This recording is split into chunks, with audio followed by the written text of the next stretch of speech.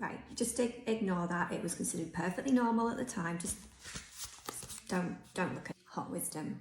I'm going to share with you the ultimate confidence hack, tip, advice, mantra.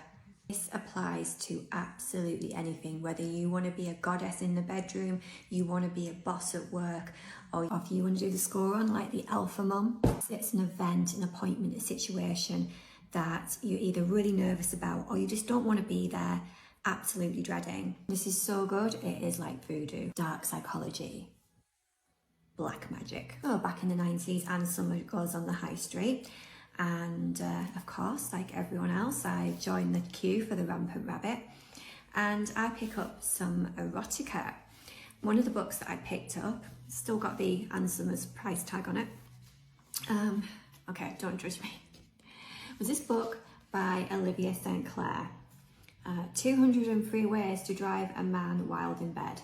No, right, just bear with me, trust the process. 137 is particularly.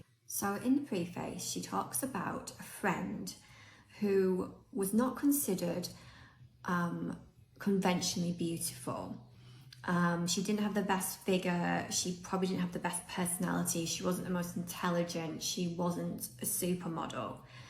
Yet she was the girl that all the guys wanted, that everybody chased. She would draw looks from men when they were out together.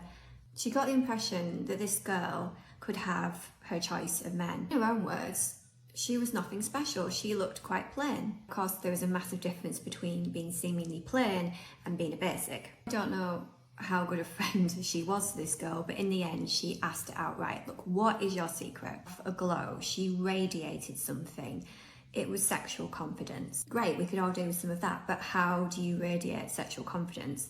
So this girl had been with an older man at some point who had completely worshipped her, gave her a bit of an education, but most importantly, had made her feel like a complete sex goddess.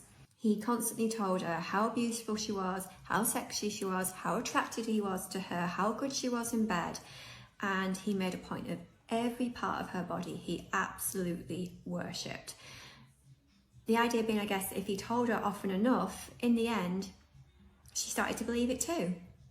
The whole whatever the mind can conceive and believe. So to take this further, Olivia decides to try out the theory. She's about to go on a date and she deliberately gets herself turned on.